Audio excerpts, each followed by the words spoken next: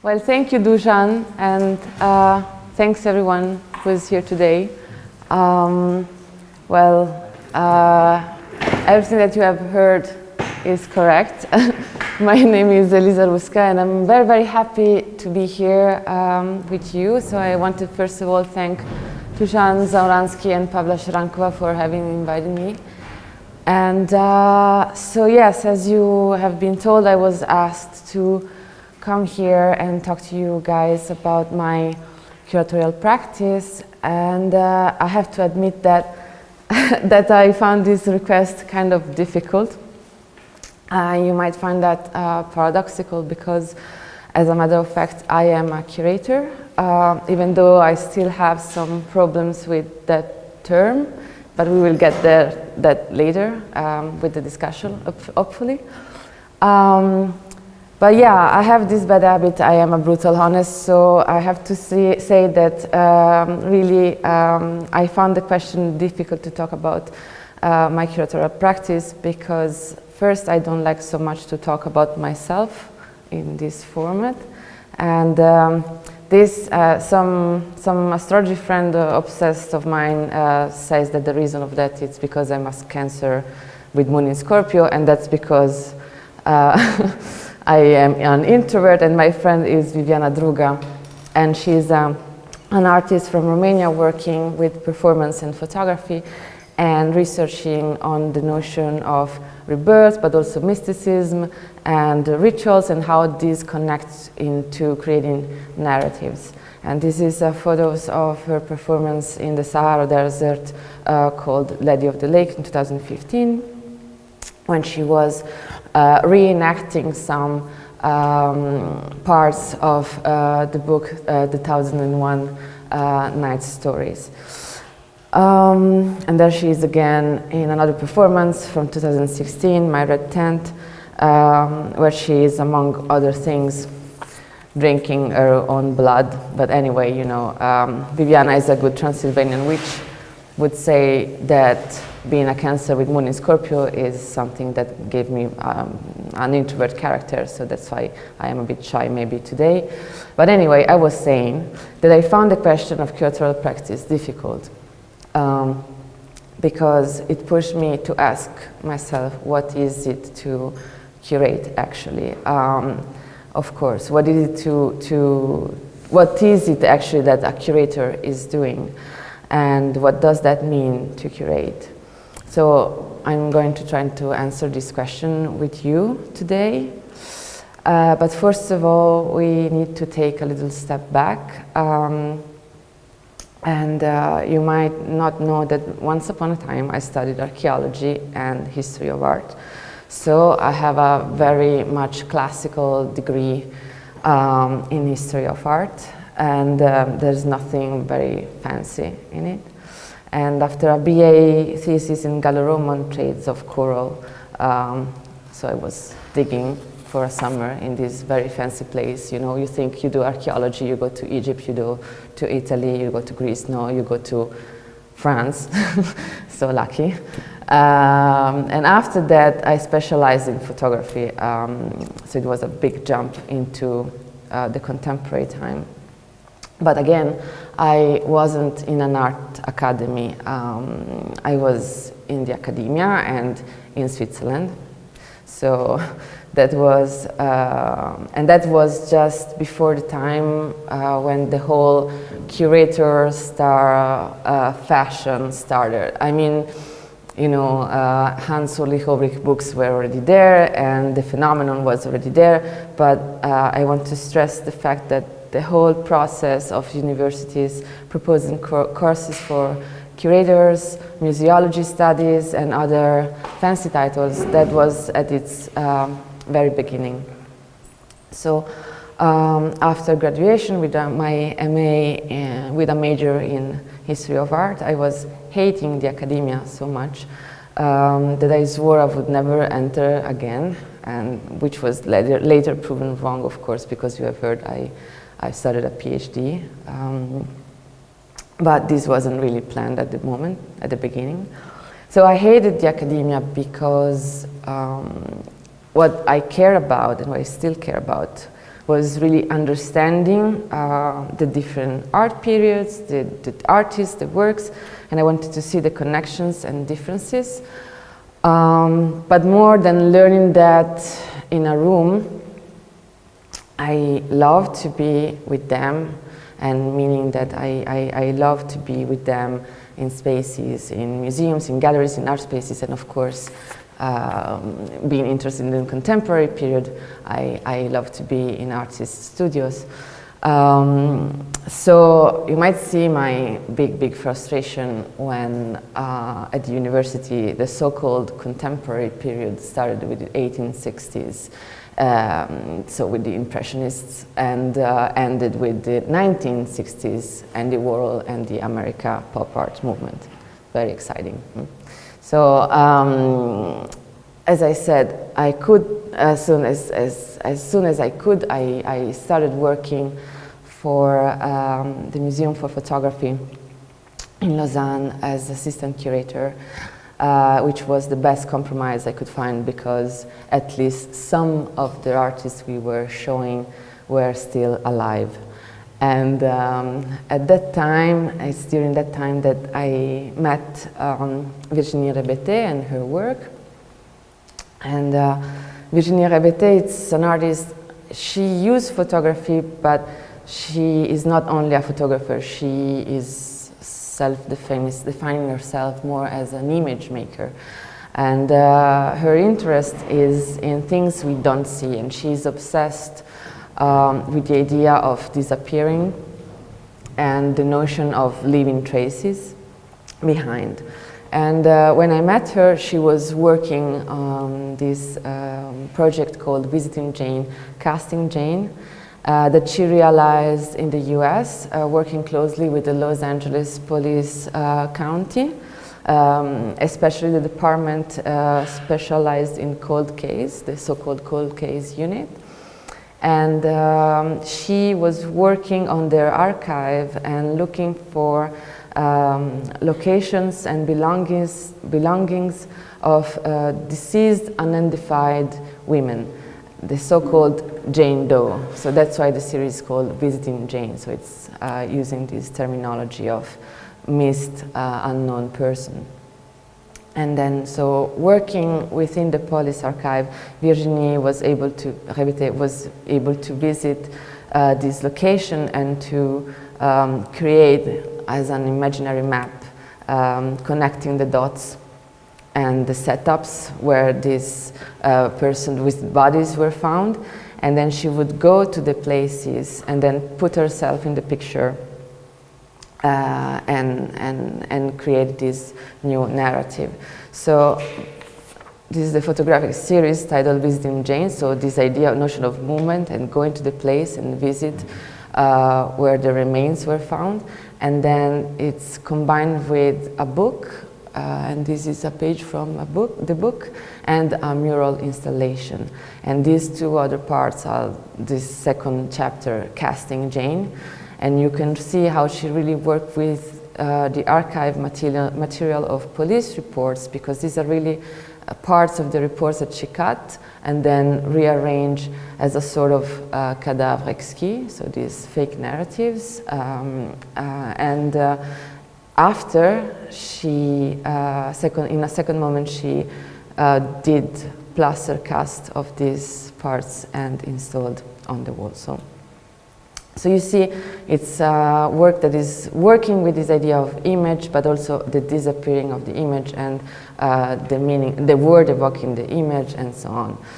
And another series from Virginie Rebete that I really like is Packing, and Packing portrays a series of unclaimed clothes worn by people at the time of their death. Which means that this time she worked closely with a funeral house in Switzerland, and she collected clothes of people that were dead but without a family who could claim the clothes back. And so these clothes were doomed to be either destroyed or sold to second-hand shops and stuff like that. So she took the clothes, and then she realized these portraits as the package, the last package of these again, unknown dead person. So back in Lausanne, I also met Andrea Marioni. Andrea Marioni is a performer and a multidisciplinary artist very much focused on political contemporary issues, and he's dealing with topics such as nomadism, migration, refugees, crisis, and the role of the artist within this context. As someone who is not doing documentary, as someone who wants to touch the audience about these subjects, but without going into the spectacularization of the dramatic core of these events. This is another details of the installation he did in Zurich this spring, called In Wheels We Trust. And this is a project we did together in January this year for a project space also in Switzerland called La Rada. And the project was called Iconization, Hello My Friend, and it was about the 2 months experience that Marioni had as a volunteer in a self-organized refugee camp in Greece. And it was eco camp, so it was close by Idomeni, and he was there as a cook. And he realized some drawings, but moreover, it took over the gallery space where we invited him to intervene and create something in between a stage and an installation, using material that he collected from the camp, and creating this this figurine that you can see out of wood as one of these Luna Park silhouettes. So the audience were kind of deceived because they were visiting an exhibition about refugees without seeing picture of very dramatic situations, but instead it was kind of a weird universe where they were really challenged to confront themselves with what they wanted to see, what they was expecting to see, and the fact, in sense, the dichotomy of facts that was like what something could have been happen and how something actually happened. So it was this tension. And and then also Marioni performed for the opening and for the finissage. As he was a cook in the camp, he didn't did art there. He cooked a meal for everyone at the opening. So another guy I met in Lausanne during my time at Élysée is Simone Cavadini, who's now based in Paris and working not only as an artist but also as a fashion and design photographer, so the other way around. And he won the Swiss Design Award last year with this series that you see now, Res Publica, but it's actually quite funny because he won with this project that is from 2013, and which I wrote about in 2013. As you can see, he went to television studies in Italy and photographed the space, the stage completely empty. And of course, it's a work about depiction of power, capitalism, and the power of media. Just to briefly end with these all interesting people that I met in Lausanne was also, of course, Claudia Comte was also in the team before she went to Berlin and started being represented by Johann König Gallery, and won as you can see, the main square in Basel for Art Basel also this summer. And she is a sculptor and working with wood, and this is a giant palindrome saying, "Now I won." So, but you can read it like in both sense, of course. And she's a sculptor, yes, but when I met her, she was mainly doing wooden giant sculpture as this one that you see here. But she's also, she draws, she paints, she creates wallpaper, and she performs. and she's interested in modules and linearity, but with a very, very ironic and playful approach. And this is an outdoor in situ installation that she did in California. It's like 3 meters high and 30 meters long of acrylic wall painting on a double-sided wall. And this is in Home Adams Park in California, Palm Springs. And this is another piece of her, Ha Ha Ha, at the Triennale in Switzerland. And she did the huge installation and then she burned it overnight. Yeah, so. Already back then I was interested in practices that occupy space and time outside the two-dimensional frame of the traditional canvas. As you could have noticed, photography was very interesting for me, as well as for performance and sculpture. And I was already much interested in people who observe reality differently, or try to show aspects that aren't that obvious. I was intrigued by the weird, but more on a conceptual sense, not more on a formal sense, as you could have seen. So after a while, I decided that my life in Switzerland was over, and I took my money and I escaped. And after a little tour, I ended up in Berlin 1 year later. And there it was even more exciting because I could met a bunch of artists and spaces, and I got very, very lucky because I won a competition for having a show at Zweigstelle Berlin, which is a space that doesn't exist anymore, unfortunately. And so in May 2014, I opened Oblivion, a project combining a publication and an exhibition, and presenting 5 international artists. So you have a view of the exhibition, and you already know this work, Packing, among others. And the other artists next to Virginie Rebete were Anduki Jordan from Korea and Germany, Jacob Kierkegaard, who's Danish, Sam Smith, who's Australian, and Luke Moon, who's New Zealander. And this is Anduki stones from Kandahar, which is a work combining a kinetic sculpture and a series of drawings. Because Anduki Jordan, she went to Kandahar, and then she did this series of drawings, and then she collected these 2 stones, and she mounted in this pedestal. And the 2 stones are rubbing one against the other slowly. And then she adjusts the mechanism as soon as they get slowly destroyed, and she's collecting the dust. So of course, this again is going to be inevitably going to disappear. Then Sam Smith presented a video work called Film Without a Past, which takes inspiration from Aki Kaurismäki's movie A Man Without a Past, that you might know. And he's like expanding the content of the movie.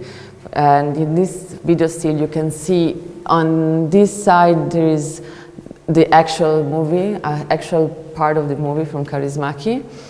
On the left side is the same singer, but on television footage that is available on YouTube, singing the same song that Kaurismäki used in the movie. And then on the background is the actual footage that Smith realized for his own movie. And the song was sang in this part of the movie. It's about a park on the border between Finland and Russia.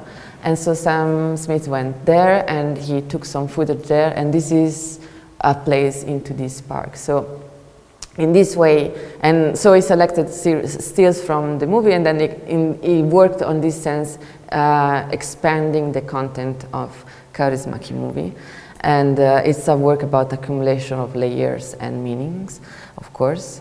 And then there was Luke Moon Timeline, which is much more easier to explain. He printed out his timeline on Facebook on thermic paper, which is this silverish blinking tone, and then he laid it down on the wall, on the floor, and it's matching his own height. It's 180, so it is like timeline. And then I'm very happy that we could produce at the occasion the work of Jakob Kierkegaard, Matter of Memory, which is a sound piece he realized in Venice. You can see the photos on the box. Is this island in front of Venice where there is a monumental cemetery, and he went there, and with a special microphone he recorded in between the graves and also under the ground, and then he did a composition with this sound material, and he also took photos of the graves where he recorded and printed it, as you can see there. So, I mean, anyway, any artist that I'm talking now, I mean, maybe I'm being a bit too quick, or maybe not, I don't know, but anyway, if you want to get back later to something, we feel free to ask your questions later. So what I just wanted to stress here is that Oblivion was about, as the name said, my obsession with memory and time. Yes. Then, when I was in Berlin, a crucial encounter for me was meeting Mark Richard LeBlanc, the former, at the time, director of the Gallery Kavi Gupta, which is based in Chicago. And this really was very important for me because Mark introduced me to some painters and artists' works that changed completely my prejudice against painting, such as James Crone, that you can see here. And this is another details about his work, who's not putting painting on the canvas, but rather erasing, putting material and then erasing it, and putting it and erasing it again and again. And this is a more recent work. Another person that Mark introduced me to was Nathan Baker, that we will see in a bit later when we will talk about the exhibition in Bratislava. And yeah, another work that I really like is Pavel Büchler, who is reappropriating on one side old painting and then scratching and then reworking the surface again, and then at the same time has a conceptual work about what it is not time to paint, and then that's the painting. So I don't think I have to say much more about it. And then also a very important thing at the time for me was this book that also Mark gave to me, is Air Guitar by Dave Icke, and I really, really recommend it to all of you because it's a series of writings that he realized from the 70s to the 90s, and it's very refreshing and very interesting to read about art, democracy, and the market, and the figure of the dealer, not only as an art dealer, but also as a friend with the artist, and also as a proto-curator, or I don't know how to call it, but as someone who takes care of the works and organize connection among people. And then I had my very first commission for a non-project space, far from, and then I was able to realize Far From Any Road. I mean, yeah, it was very good. I was very happy to have the chance to do that because, you know, you're just there being in Berlin, and then sometimes someone told you, oh yeah, you should do a project for our space. And then, yeah, it felt like crazy. Anyway, and I presented Andoki Jordan again with another series of work, and German artist Ralf Tekat. And I wanted to put them in dialogue because they are both exploring childhood memories and creating new narratives. and personal mythologies, especially that. And so the idea was to put the viewer in an empty space, in an empty territory, as the title said, so far from any road, and then just give them shadows and mirages and let the dialogue sort of resonate by itself. Yeah, and after this project, I joined my friend from Korea, Junmi Che, who opened a space called Discourse, and I joined her in the co-direction of this space. And this was a fantastic opportunity to learn how to manage a project space and a residency program, because Discourse has residency program for one artist and one curator from Korea that wants to spend 1 year in Germany and realize a project. And of course there is a program of 5 years, 5 exhibitions a year. And so there, one project that I really like is the one called Is Anybody Home? And that was a first collaboration with Nina Hab, the duo Kwai Shen and Peng Wei Huang, and the Korean artist Jino Yang.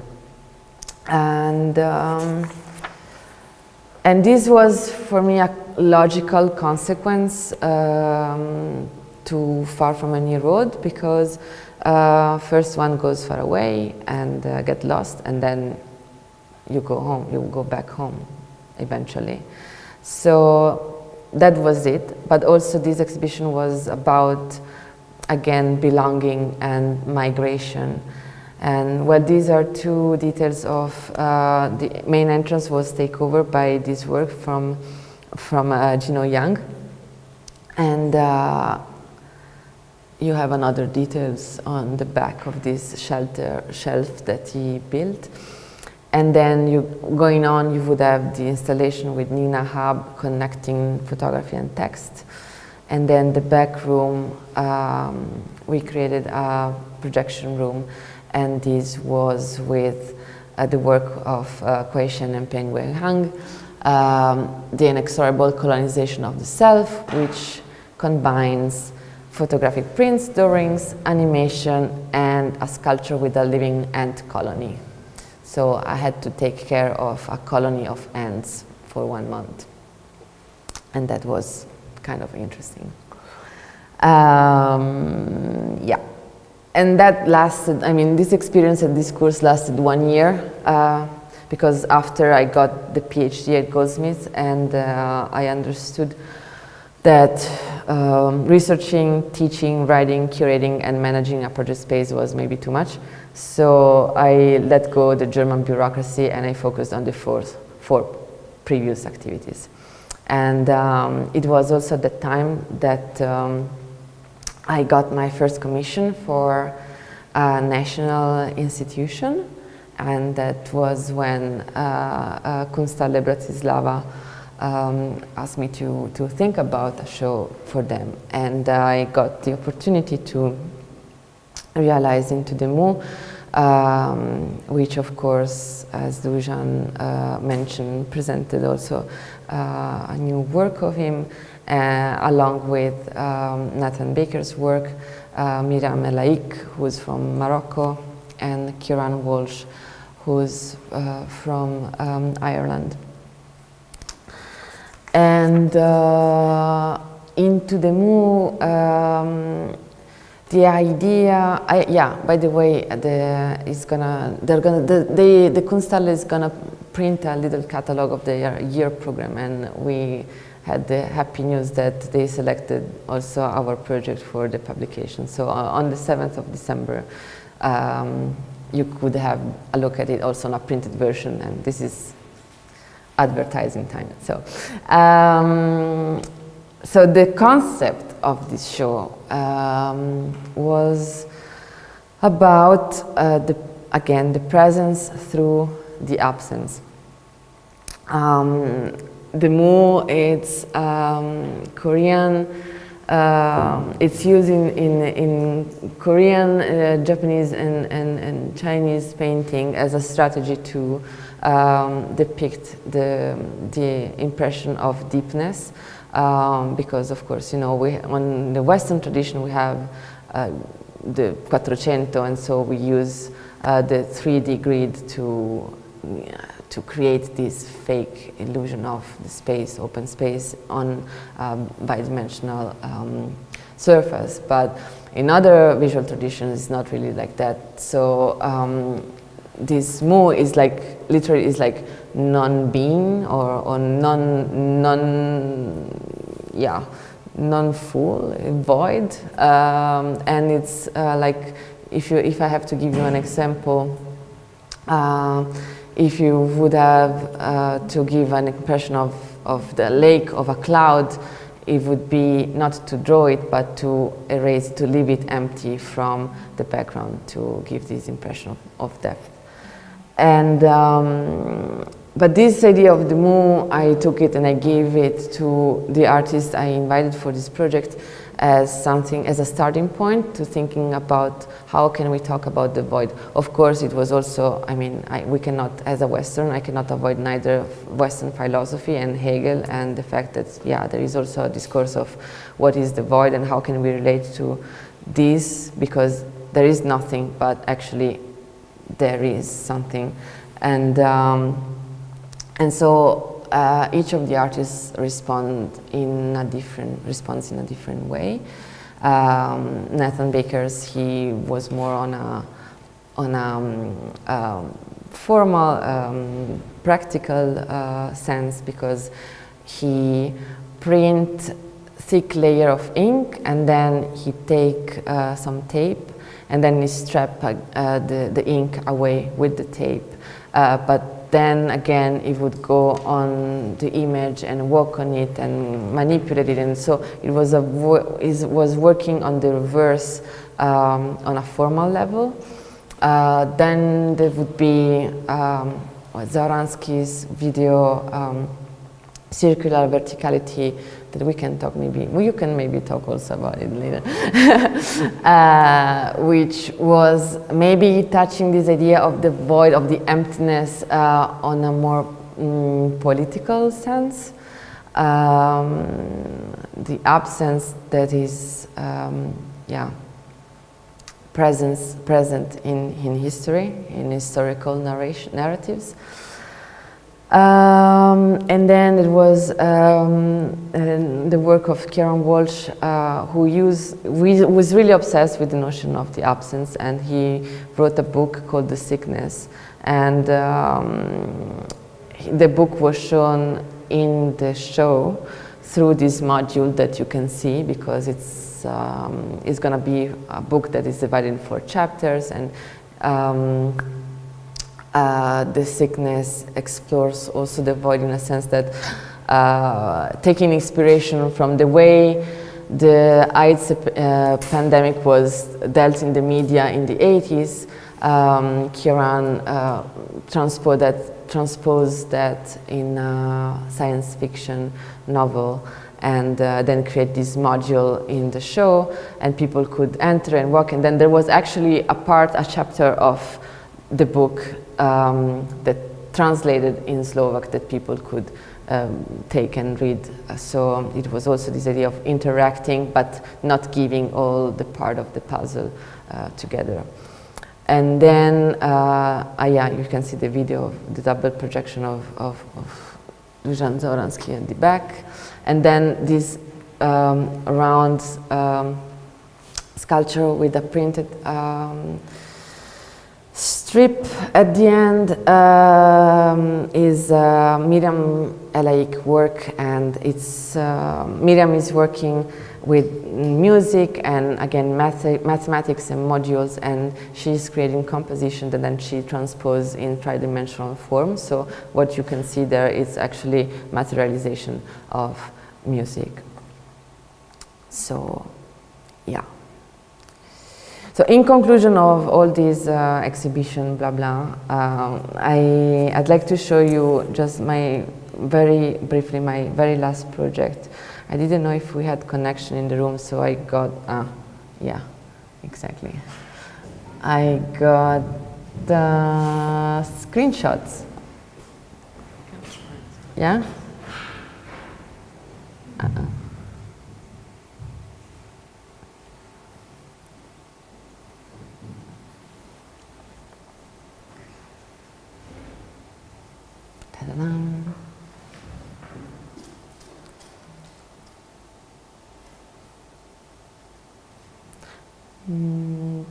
It doesn't matter. I have screenshots for, that's why I wasn't sure. Thank you.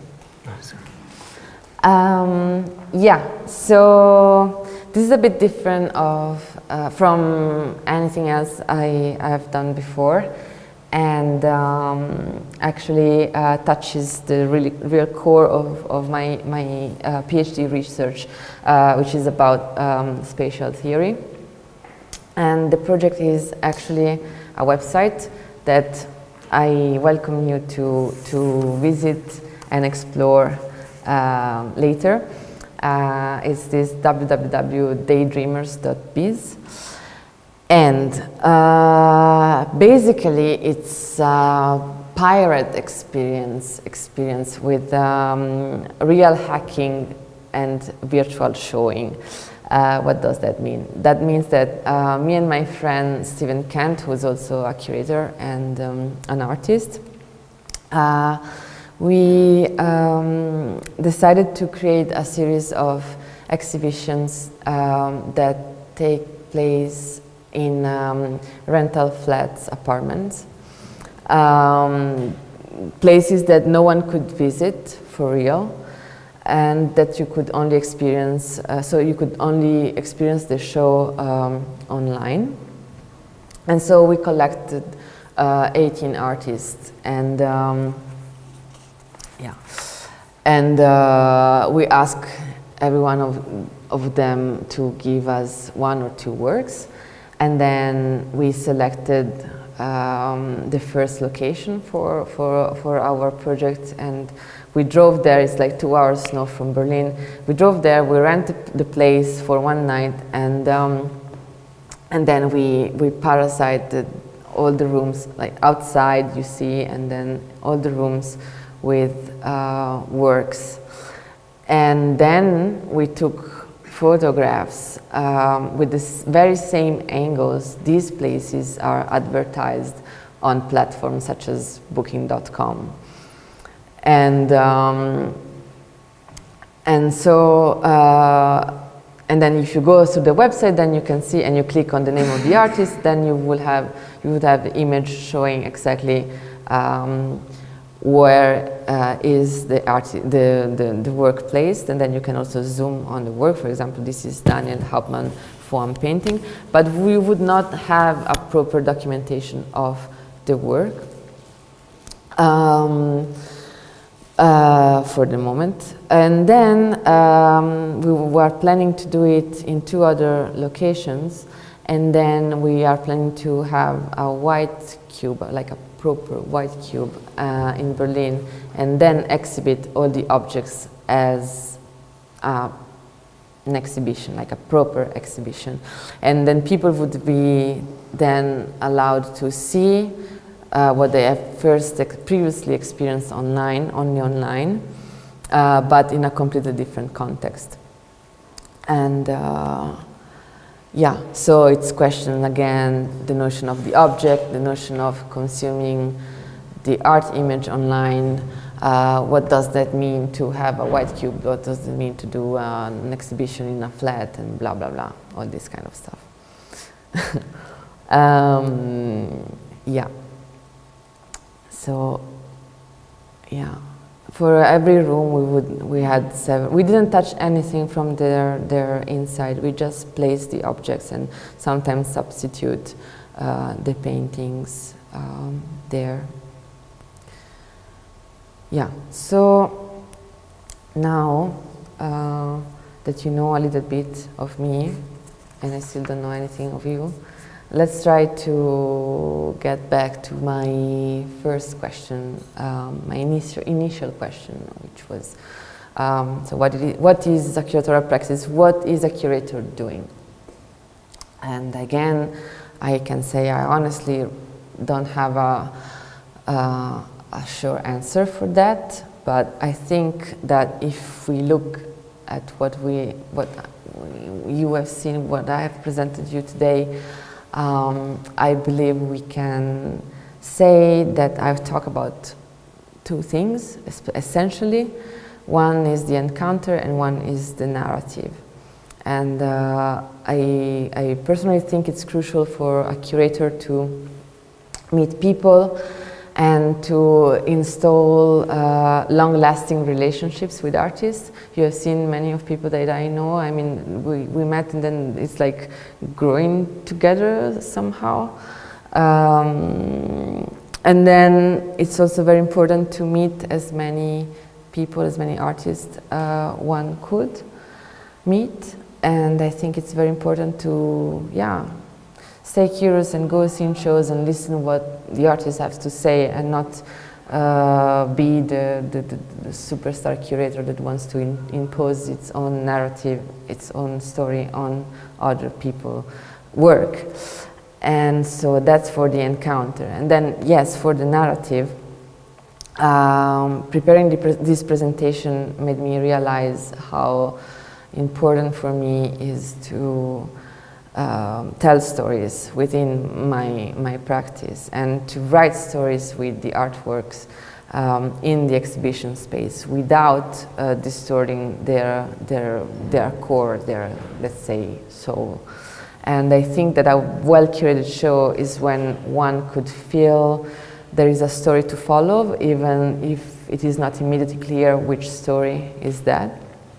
And I believe that an open and communicative curatorial practice should be grounded in encounters and narratives. And these things don't depend on your degree, but only, I think, on your, let's say, empathic ability.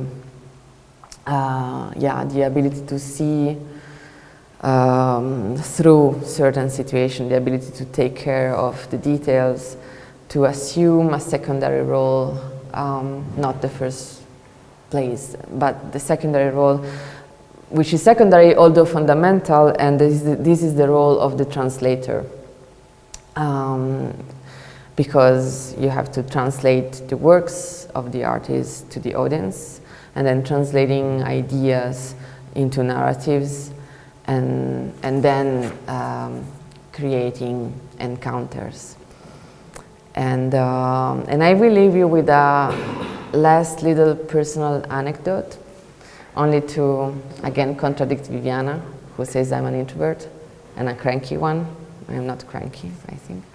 Anyway, I come from a family where we didn't have deep through conversation, philosophical discussions around the dinner table. Still, since it is important to go out and see art, when I was 9, my mom took me to a Mondrian exhibition. And that was my very first time in a museum for contemporary art. 9 years old plus Mondrian, yeah. And my mom is not really the keen expert on avant-garde geometrical abstraction. So she took another guide and she put it on my head and she said, okay, now you go and then you listen and then you tell me what does it say. And so 9 years old little me, I visited the Mondrian Exhibition with that voice in my head. And I am quoting because those words really remained in my head forever. I think it's engraved in my memory somehow, and they're still echoing when I see a Mondrian. So this voice was saying, and it's a real sentence. The artist was feeling that the black lines were containing him, as the use of the color was instead liberating the spiritual aesthetic potential of the picture. Yeah, should I repeat it? And I didn't understand the word, and still now I'm wondering what does that really meant. But the thing is that the pleasure of walking around the exhibition, the rooms, with that voice in my head, telling me the stories of all these paintings and explaining me what was all that, what was all behind those geometrical forms and primary colors. That voice saying that everything started for a picture of a tree. Well, that is, I think, the reason I became a curator. And yeah, it's because I wanted to become that impalpable presence that guides one through the aesthetic experience and makes one feel less alone. So I think that's why, yeah, to curate, it's all about narratives and encounters. Thank you.